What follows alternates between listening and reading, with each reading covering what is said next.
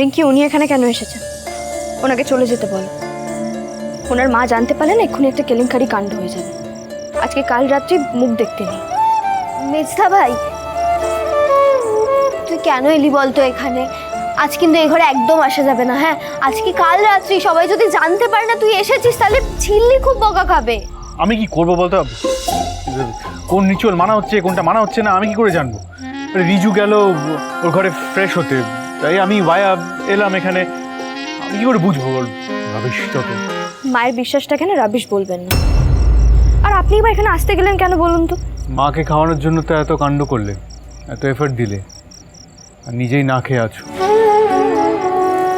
কি খাবারটা ধর, ওকে খাইয়ে দিস। আমার বউ ভাতের আগে এবারের কোনো খাবার খাওয়া বারণ। ওনাকে বলে দাও আমি এইসব কিছু খাবো না। আমি চাই না আমার জন্য আর কোনো নতুন করে অমঙ্গল হোক। আপনি এখন জানেন এমনি তো আমাকে নিয়ে ঝামেলা শেষ নেই। একদম পাকা পাকা কথা বলো না তো। কদিন ধরে পাকা পাকা কথার একেবারে বন্যা বইয়ে দিয়েছো।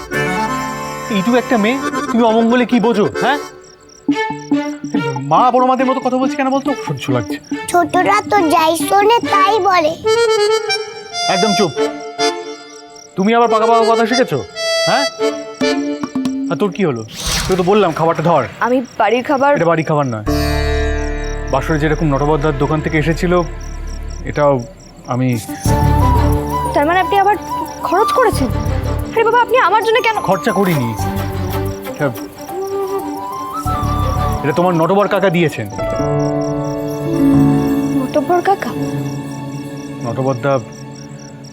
নটবদ্দা আমায় বললো যে ওর কেটারিংয়ের ব্যবসাটা হয়েছে তোমার জন্য। বললো তাই জিলিপি চোরের জন্য এটা নিয়ে যাও। এটা উপহার হিসেবে দিয়েছে, তাই নিয়ে এসেছি। খেয়ে নি। তুই কি ধর। কিন্তু তুমি তো আমাদের শিখিয়েছিলে কংস মামা, কেউ গিফট পাঠালে নিজের হাতে নিতে হয়, না হলে যে গিফট পাঠিয়েছে তাকে ছোট করা হয়।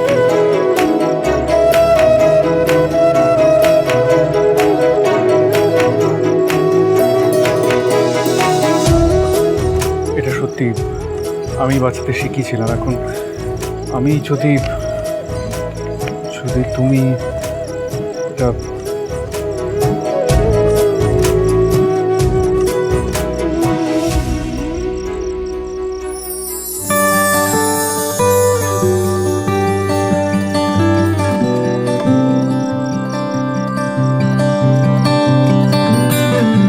মিলছে পায়ে পা, চোখ যায় জুড়িয়ে, ভাগাভাগি করে নেব পাবো যা কুড়িয়ে। তুমি দেখো আমি আমার ভাগটাও দিয়ে দেব, শুধু দেওয়ার ফাঁকে তোমার হাতটা ছুঁয়ে নেব। চেয়েছিলাম এমন, যা হচ্ছে এখন, যতদিন আছি ছেড়ে যেও না গো। অবশেষে ভালোবেসে চলে যাব, অবশেষে ভালোবেসে চলে যাব। ঘুমটা নামিয়ে এনেছিলি, কংস মামা চলে গেছে।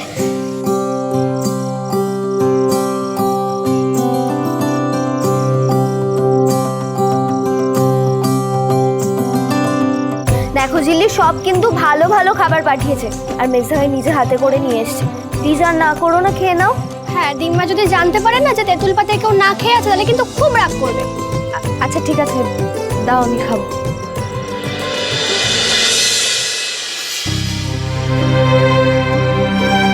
আমার ছেলে মেয়ে দুটোর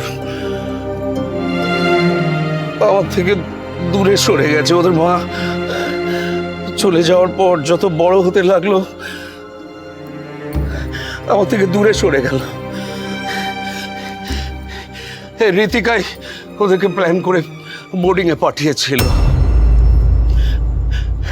র্যামসে এই বাড়িতে বড় হয়েছে, সব ফ্যাসিলিটি ও পেয়েছে, কিন্তু যে আর চিল্লি কোনো ফ্যাসিলিটি সুবিধে পায়নি। ওরা বোর্ডিংয়ে বড় হয়েছে। রীতিকা প্ল্যান করে বোর্ডিংয়ে পাঠিয়েছিল ওদেরকে। যেকে তো আমি কনফারেন্সে দেখলাম মুখ ঘুরিয়ে চলে গেল আমার থেকে। ও কোনোদিন আমাকে ক্ষমা করতে পারবে না। কিন্তু ঝিল্লিকে আমি যদি সব দিই তাহলে তাহলে হয়তো ও আমাকে ক্ষমা করবে। ঝিল্লিকে সবটা জানানো দরকার। ঋষিরাজকে কি একটা ফোন করবো আমি। হ্যাঁ, একটা ফোনটা কোথায় আমার? হ্যাঁ, ফোনটা কোথায়? ঋতিকা, ঋতিকা, ঋতিকা, আমার ফোনটা কোথায় রেখেছো তুমি? ঋতিকা, আমার ফোনটা দাও না, একটু সব পরে হবে, তুমি একটু ফোন রিল্যাক্স করবো করো। আমি। দেখো একটা আমি ফোন ডাক্তার করবো। বাবুকে ফোন করে নিয়েছি, তুমি একটু শো। লক্ষ্মী তুমি একটু শো, একটু রিল্যাক্স করো। আসুন আসুন। এই ডক্টরকে দিয়ে একবার প্রেসক্রিপশনটা লিখিয়ে নি, তারপর ঘোচাবো তোমার ঝিল্লিকে যোগাযোগ করে সম্পত্তি দেওয়ার শখ।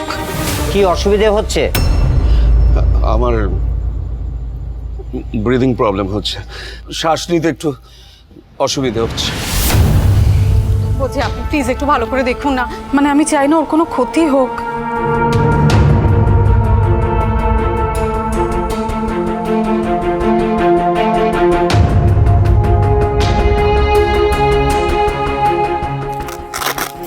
আচ্ছা, আপনার পালস এবং প্রেশার দুটোই তো হাই। আপনি কোনো দুশ্চিন্তা চিন্তা করছেন নাকি মিস্টার চৌধুরী? দেখছো, হ্যাঁ তুমি কিরকম টেনশন করছো। তুমি আগে তো সুস্থ হও না, তারপর না হয় তুমি ঝিল্লিকে যত ইচ্ছে ফোন করবে। ডাক্তারবাবু দেখুন না, ওকে কোনো ইনজেকশন দেওয়া যায় কি না, মানে ইনস্ট্যান্ট রিলিফের জন্য আর কি। আমি চাই না রাত বিরেতে কোনো এমার্জেন্সি হোক। ইনজেকশন একটা দিতে পারলে ভালোই হতো।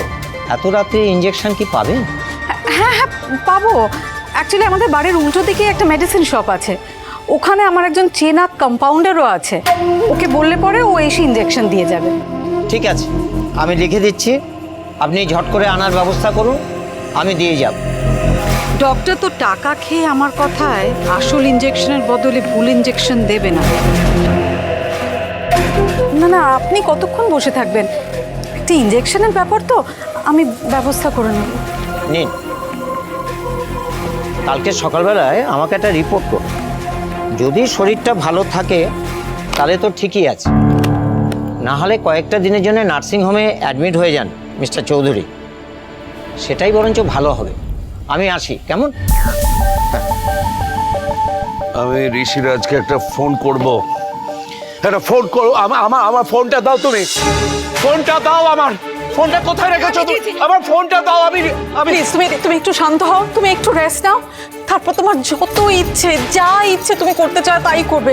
তোমার যা সম্পত্তি আছে তুমি সব ঝিল্লিকে লিখে দেবে, আমি কিচ্ছু বলবো না। দেখো আমার আর র্যামসি জীবনে একমাত্র তুমি আছো প্রিয়। দেখো প্লিজ তুমি আমাকে অন্তত ইনজেকশনটা দিতে দাও, তারপর তোমার যত ইচ্ছে যাকে ইচ্ছে তুমি ফোন করবে। প্লিজ তুমি একটু শান্ত হও, লক্ষ্মী ছিলে, তুমি শান্ত হও।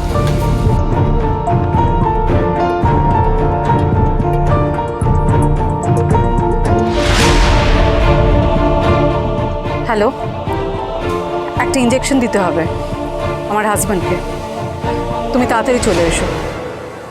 আর শোনো, আসার সময় স্পেশাল ওষুধটা নিয়ে আসবে। তুমি বলেছিলে না এমার্জেন্সির সময় কারোর মুখ বন্ধ করার জন্য অভ্যর্থ। তাড়াতাড়ি এসো, আমার হাতে বেশি সময় নেই।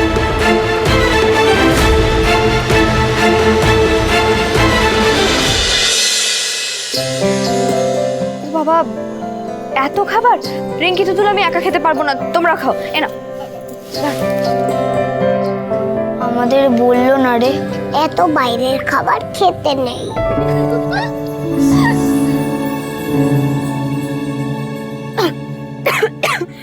শাট শাট, এ নাও জল খাও, জল খাও, জল খাও। কি ব্যাপার বলো তো, হঠাৎ এভাবে বিষম খেলে কেন তুমি? এই জানো ঠাম্মি কি বলে? ঠাম্মি বলে এভাবে বিষম খাওয়ার মানে হলো কেউ নিশ্চয়ই তোমার কথা মনে করছে, তার মানে এখন নিশ্চয়ই কেউ তোমার কথা ভাবছে। আমার কথা? আমার কথা আর কার মনে পড়বে? সুজনে সুজনে রয়েছে যেন তেঁতুল পাতা।